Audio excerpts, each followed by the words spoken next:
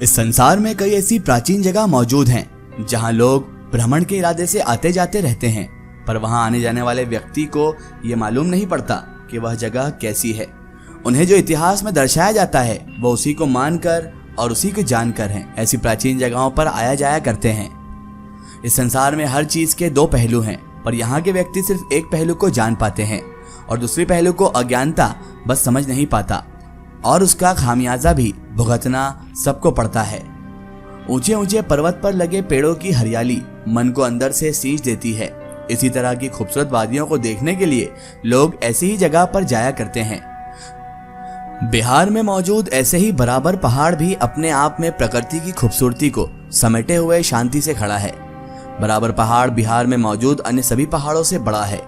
इस पहाड़ के सबसे ऊपरी चोटी पर भगवान शिव का एक मंदिर भी है, जिसे लोगों को दर्शन करने के लिए तकरीबन 672 सीढ़ियों को चढ़कर पार करना होता है। यहाँ भगवान का दर्शन करने के लिए दूर दूर से आए श्रद्धालुओं का जमावड़ा लगा रहता है। यहाँ की प्राकृतिक छटा मनमोहक है। यही खूबसूरती लोगों को अपनी ओर आकर्षित करती है। यहाँ आने के लिए वैसे तो बराबर पहाड़ में ना जाने कितनी गुफाएं हैं, जिसके बारे में जानना बेहद मुश्किल है, लेकिन पहाड़ के सबसे निचले हिस्से में सतघर नाम का एक बहुत बड़ा गुफा है, जिस पर लोहे का ग्रिल लगाकर बाहर से बंद कर दिया गया है। कहा जाता है कि यह एक रहस्यमय गुफा है। इस गुफा के अंदरूनी दूरी के बारे में आज तक किसी को मालूम नहीं पड़ा। ये किसी को मालूम नहीं है कि यह गुफा अंदर से कहां जाकर मिलती है और कहां जाकर खत्म होती है। कहा तो यहाँ तक जाता है कि यह गुफा अंदर से ऐसी हिस्सों में फैली हुई है कि जहां लोगों का पहुंचना बेहद मुश्किल है। कुछ लोग तो ये कहते हैं कि इस गुफा में अभी तक कई ऐसे ऋषि मुनि तपस्या कर रहे हैं जो महाभारत के युग के थे। लोगों का मानना है कि इसके अंदर सोने और हीरो के कई खजाने भी मौजूद हैं। आपको तो पता ही है कि लोग कैसी तरह तरह की बातें करते हैं और लोगों को जहां पर कोई रहस्यमय चीज दिखती है वो खजाने से उसे जोड़ देते हैं और अपना उल्लू सीधा करने में भी लग जाते हैं। बहरहाल उनको ये नहीं पता है कि अगर वहां पर खजाना भी हुआ तो उसके रक्षक भी होंगे, उसका कोई हिफाजत करने वाला भी तो होगा ना। लेकिन लोग तो चाहते हैं कि उन्हें कहीं से बस खजाना मिल जाए, वो अमीर हो जाए, करोड़पति हो जाए। ऐसा लगता है जैसे उन्हें करोड़पति होने के बाद मौत ही नहीं आएगी। बहरहाल इस गुफा की मुख खुली हुई थी, परंतु बाद में कुछ कारणवश इसे बाहर से बंद कर दिया गया। और क्या थी वो कारण, मैं आपको आज बताऊंगा। कहा जाता है कि वर्ष 1967 को एक अजीब सी घटना घटी, जिसके बाद गुफा को बाहर से बंद कर दिया गया। यहाँ घूमने के लिए तो कई देशों से लोग आते हैं। ऐसे ही एक बार एक तीर्थयात्री चीन का यहाँ पर आ गया था।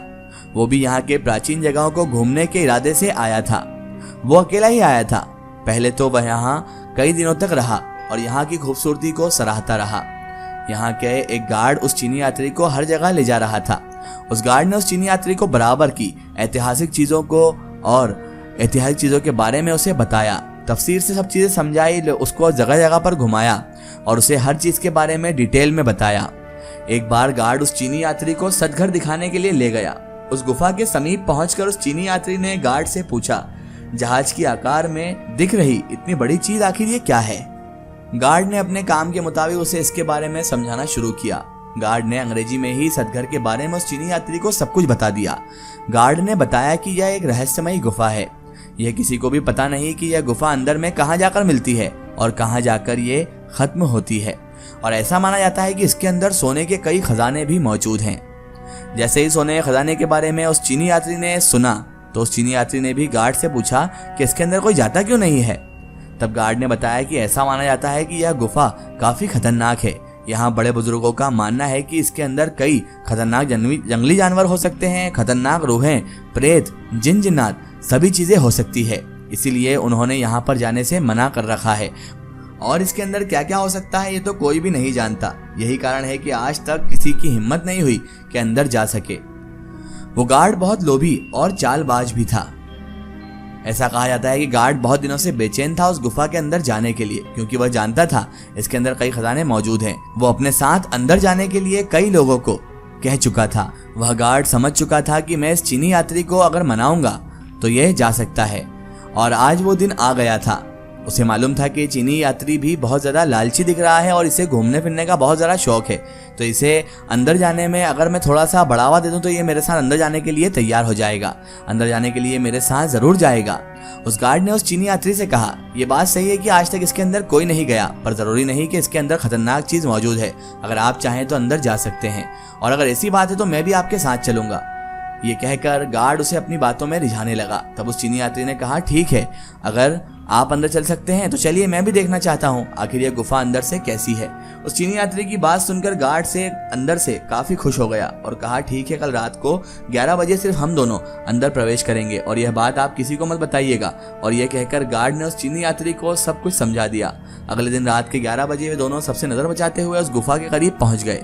वह चीनी यात्री तो उस गुफा के बारे में रेत के कण के बराबर भी कुछ नहीं जानता था। उस चीनी यात्री को तो पता भी नहीं था कि वह अपने जीवन की सबसे बड़ी भूल करने जा रहा है। वह खतरनाक रहस्यमयी गुफा उनके साथ क्या खेल खेलने वाली थी, वो इस बात को नहीं जानते थे। जानता तो गार्ड भी सब कुछ नहीं था। वह गुफा के सिर्फ एक पहलू को देख रहा था। उसे लग रहा था इसके अंदर खजाने ही खजाने हैं और हम जल्द ही मालामाल होने वाले हैं। उसके दिल में भी वही ख्वाहिश थी कि करोड़पति बन जाऊं, मालामाल हो जाऊं, और वह गुफा के दूसरे पहलू को समझ नहीं पा रहा था और वह अंदर जाने के लिए अब तैयार था। गुफा के अंदर प्रवेश करने से पूर्व वे दोनों इधर उधर देख रहे थे, कहीं कोई हमें देख तो नहीं रहा। और जब वो लोग समझ गए कि कोई नहीं देख रहा है, हम सुरक्षित हैं, तो वे दोनों अंदर प्रवेश कर गए। उन दोनों के कंधों पर बैग था, उनके हाथ में टॉर्च थी। गुफा की शुरुआत में ही इतना अंधेरा था कि वो लोग शुरू से ही टॉर्च को जलाए हुए अंदर की ओर जा रहे थे।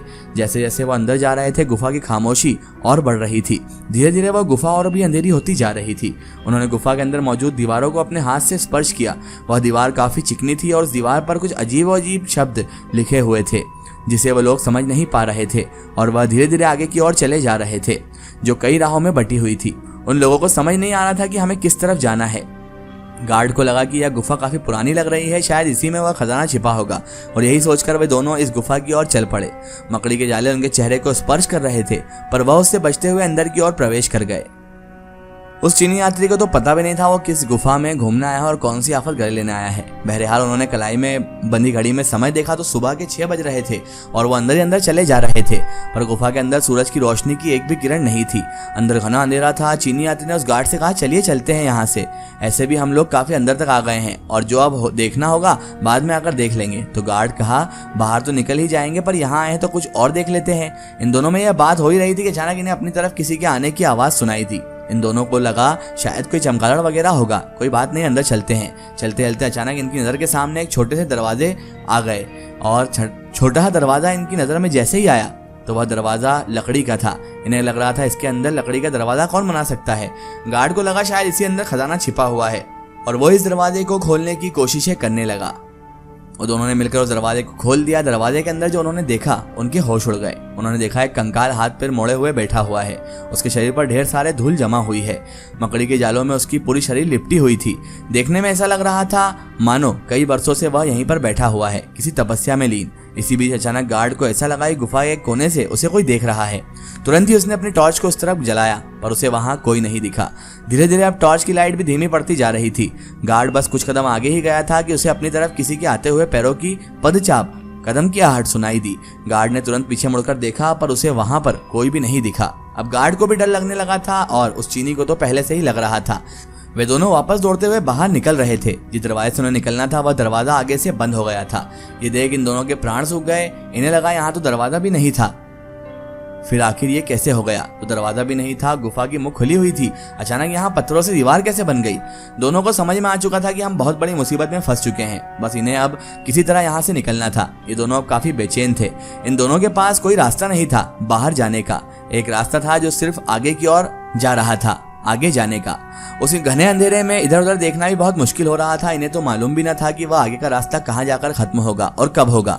धीरे धीरे उस गुफा में इनका दम घुटने लगा। इनकी सांस लेने की तकलीफ बढ़ती जा रही थी, क्योंकि यह गुफा के काफी अंदर तक आ चुके थे और गुफा का दरवाजा भी बंद हो चुका था। अब आगे जाने के सिवाय इनके पास कोई दूसरा रास्ता नहीं था और यह हाथ में टॉर्च लिए उस घने अंधेरे को चीरते हुए आगे की ओर जाने लगे।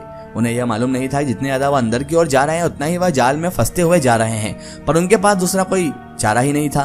काफी अंदर जाने के बाद उनकी टॉर्च की लाइट अचानक बुझ गई और अब घना अंधेरा इन्हें अपने कब्जे में ले चुका था।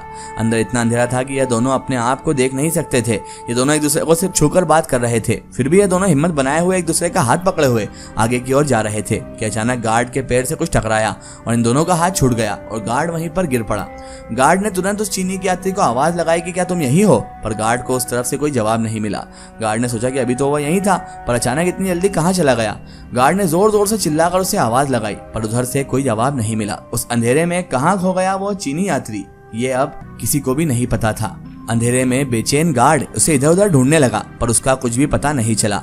गार्ड समझ चुका था कि यहाँ कुछ गड़बड़ है, हमें यहाँ से तुरंत निकलना चाहिए वरना हम भी मारे जाएंगे। और यही सोच गार्ड अंधेरे में इधर उधर भागने लगा। बहुत देर भागते भागते अचानक गार्ड गुफा के दूसरे छोर से बाहर निकल गया।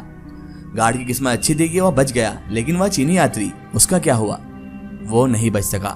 गुफा से दौड़कर निकलते हुए गार्ड पीछे मुड़कर उस रास्ते को भी नहीं देखा कि वहां कहां से निकला था और कहां से वो बाहर आया है। वो सीधे 2 किलोमीटर दूर जाकर रुका और चैन की सांस ली। गार्ड ने यह बात बहुत कम लोगों को बताई।